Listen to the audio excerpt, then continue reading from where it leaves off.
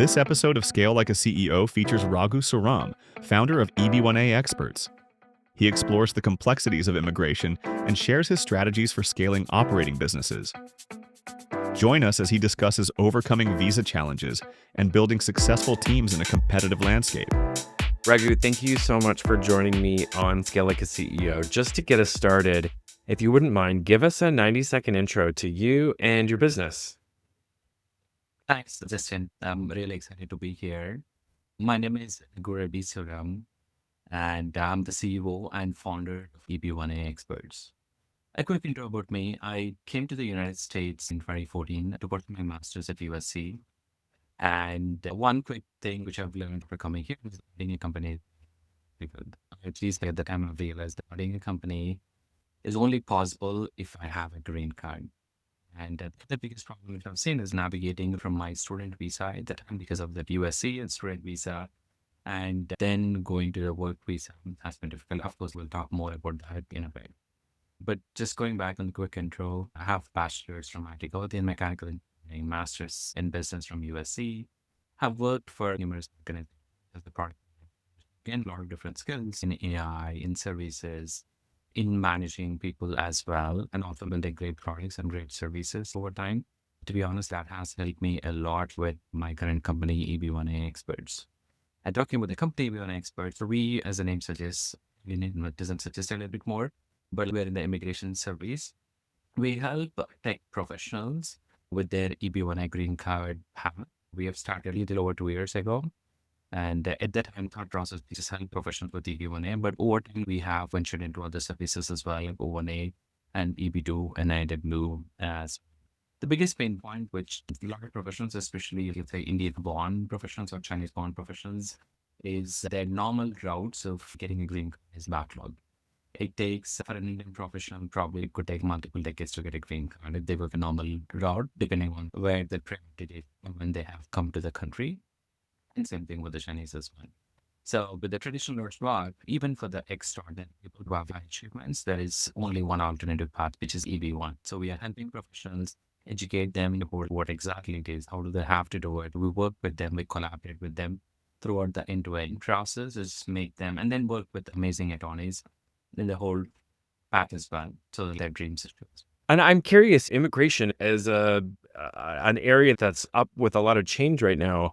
So I'm curious about the current administration is imposing much larger fees on H-1B visas. And so I'm curious how that impacts the people that you work with and kind of helping them with their immigration.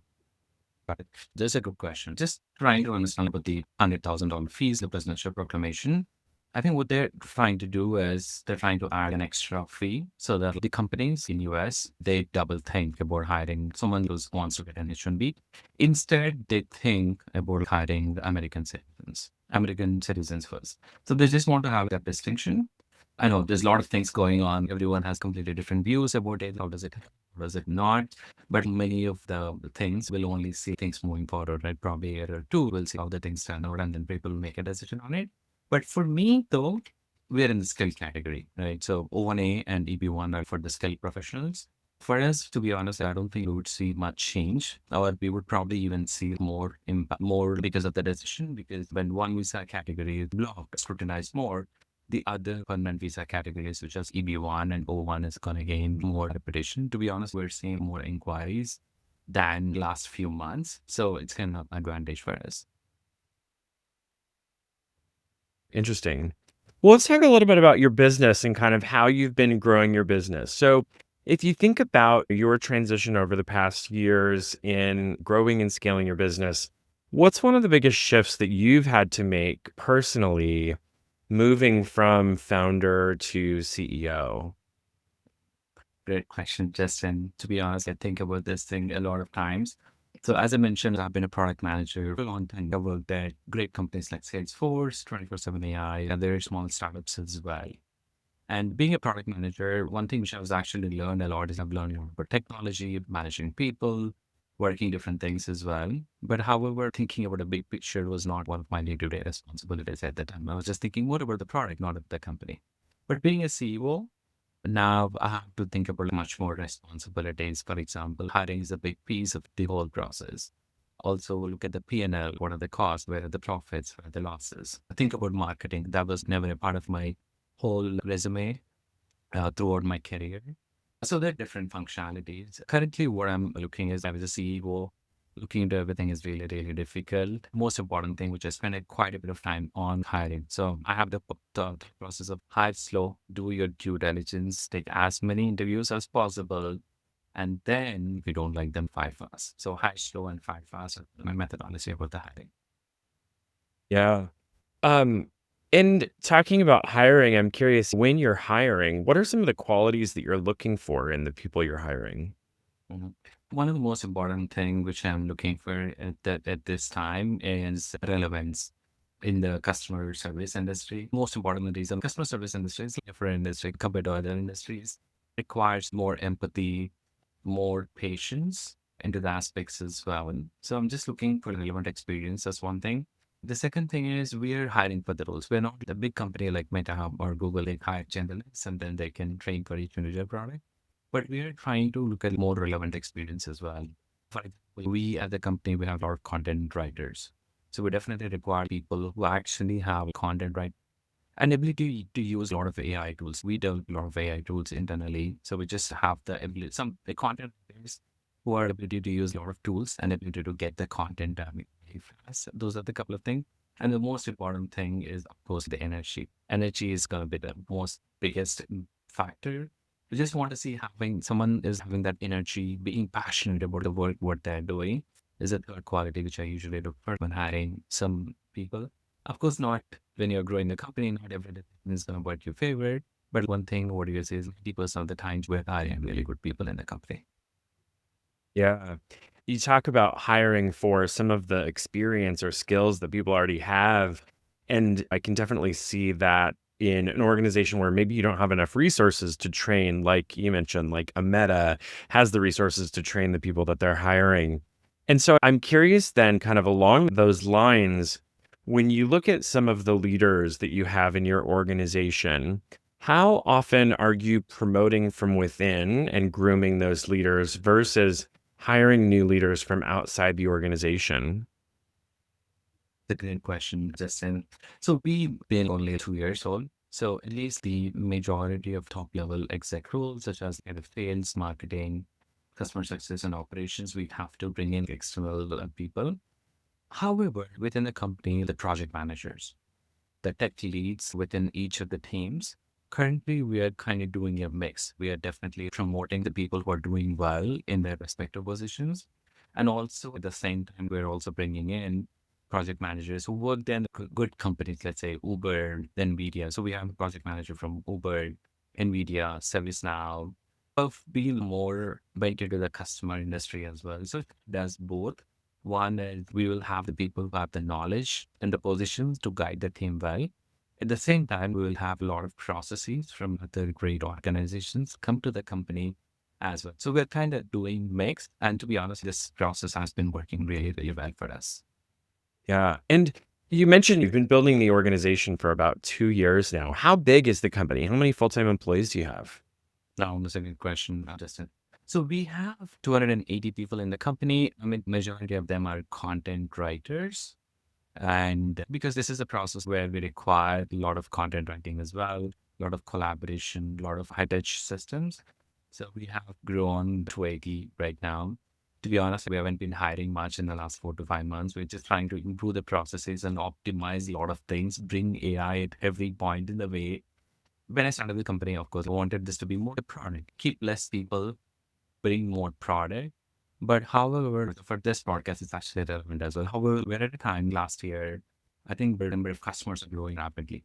And at the same time, bringing a lot of tools, a lot of products was really tough. So we focused on bringing a lot of people into the company to handle the growth, they handle the scale at which we are actually getting clients. But that's been the case. Yes. Well, that's some incredible growth over the span of 2 years. And so I'll bet there's a lot of stressful moments in all of that. And so, I'm curious if you can share a time when you felt maybe overwhelmed by decision making and what helped you to break through that. No, that's a good question, Justin. So, especially on the hiring part, right? This probably in the first 6 months to 1 year of the company, where I was taking more interviews. I was taking just 2 rounds of interviews for each of the person who joining in. At the beginning, when I hiring probably a couple of people a month, it was easy to take the calls. But later on, it became too much overwhelming. Too soon, my calendar had at least 8 to 10 hours of meetings, just meetings every day, nothing else. And then there were 2 to 3 hours of work. So, to be honest, I was spending 12 to 14 hours a day, Saturdays and Sundays. Those are really crazy days. One thing what we have done, we built a system where different. So, what I did was we do have different decision makers at different points, and bringing the trust and just ability to trust them to do well and have a clear reporting structure across the company has actually worked wonders for us. That's one thing more on the hiring part. Then I think was the same mentality which was actually also presented across different teams as well. Our sales team, I was always been on the second call, third call, defining the strategy and everything. But later on to scale the company, so I start trusting having layers within the sales team and also giving more trust, more confidence along the process as well. So in a way, just hiring the right people and also at the same time having those decision makers at different points has actually helped us pretty well, Justin. We made so many decisions. Some of them worked really well, some of them did not as well. I'm happy to talk about the others as well. I know I spoke about worse things worked well, but I'm happy to talk about the others as well. Yeah. Well, I'm curious what, as you've grown and you've grown so quickly, it's been the hardest part of maintaining alignment and culture as you grew. Oh, that's a good question. The major thing on the alignment is the training of different members and setting the expectations. As I mentioned, I was that this is a very high touch process which we have. I mean, we're kind of going a like completely different route than everyone else in the world. So it's a high touch system. So we just need to provide that empathy, trying to understand the customers, their needs as well. When you're growing fast, it became definitely difficult to imbibe that sense of culture, empathy at every point in the way as well. So 3 months ago, we have identified definitely inquiries and customer issues. So our goal was to identify and just go with the product management mentality and look at prioritize. Number one, actually, the problem which we have seen, there is the two things like lack of empathy and lack of sense of urgency as well, which is kind of what we have seen. Now we have built some processes within the company to move those things forward. It's very important to understand our customer really, really well. And at the same time, deliver on the services what you have promised within the timelines what you have promised as well. So we're just bringing that. We're not up there yet, but those are the things which we're adding right now, just yet. Yeah. And how do you define the culture of the organization that you want to carry into the future? Mhm. I'm an immigrant to the country.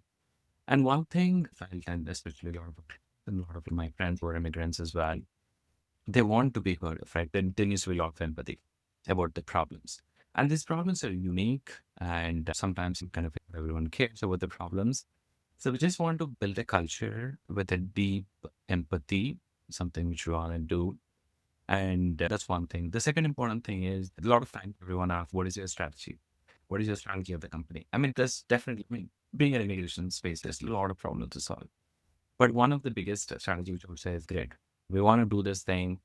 There's a market for it, but just have the client and to achieve these things. And to be honest, that's one of the strategy for us. Grid is a strategy, what we have been using as well. Yeah. Well, I love the focus on empathy because I could imagine the thing that you're helping people with is so stressful to navigate. And so that empathy is so critical to make sure that you have it. And so I'm curious, what are you doing today to help prepare your leaders to continue building those things like the empathy and the grit into the future? Sense. So what we're trying to do with our leaders, especially Justin, is trying to go into the scenarios. So most of our leaders currently probably are 6 months or 8 months or 1 year old at the company. So it's very important for them to understand different customer personas, the problems they are facing. Yeah, even though every immigrant problems are different, every person problems are different. Let me tell you an example. I was meeting a client of ours over the weekend. He's from India this year, but he hasn't traveled to India in 9 years.